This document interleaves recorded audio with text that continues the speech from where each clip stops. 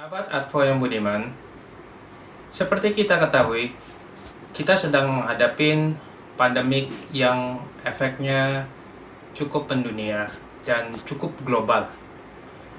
Dan itu membuat kita merubah cara kerja kita. Seperti kita ketahui, dengan adanya pandemik ini, pemerintah, daerah maupun pusat melakukan apa yang kita sebut dengan PSBB. Hal ini akan membuat kita bekerja di rumah.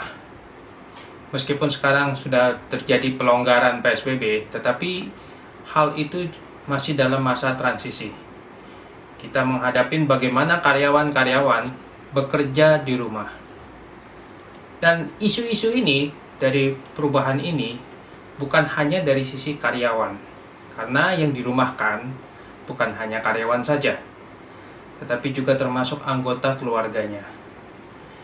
Dan karyawan juga bekerja berubah juga.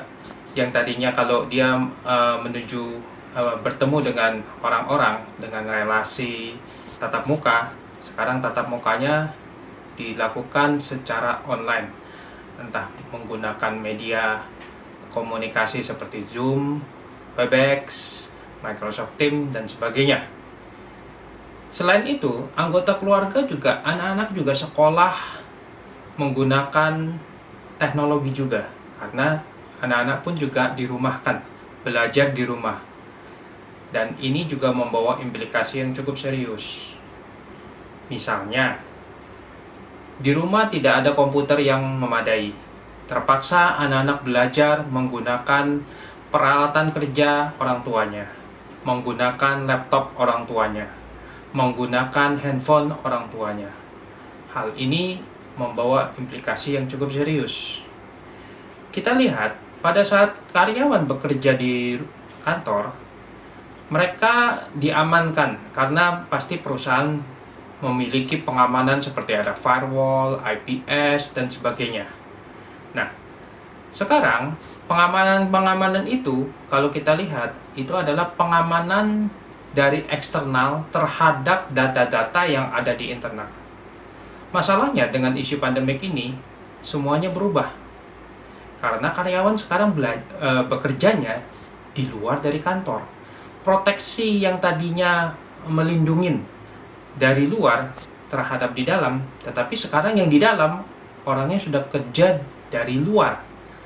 Nah, itu yang akan membawa implikasi yang cukup serius. Kita bayangkan, peralatan yang tadinya misalnya laptop orang tuanya yang digunakan bekerja di kantor, sekarang bekerja di rumah.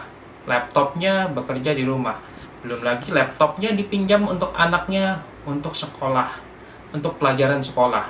Yang mana mungkin juga anak-anaknya juga harus melakukan browsing dan sebagainya. Timbullah di situ masalah, ada malware, ada macam-macam, trojan dan sebagainya. Dan itu akan membawa implikasi. Seperti kita ketahui beberapa waktu yang lalu, ada perusahaan retail online yang kemuka mengalami breaching, di mana sekian banyak data nasabahnya, kredensialnya bobol, dan itu disebarkan secara online, bahkan dijual data-datanya itu. Hal inilah yang akan membawa implikasi secara hukum. Karena perusahaan juga mempunyai kewajiban melindungi data-data nasabah.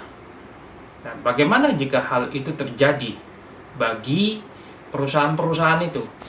Mitigasi apa yang harus dilakukan? Tindakan-tindakan apa yang harus dilakukan? Nah, marilah kita membahas itu, dan silakan bertanya dalam kontak yang ada di berikut ini. Terima kasih.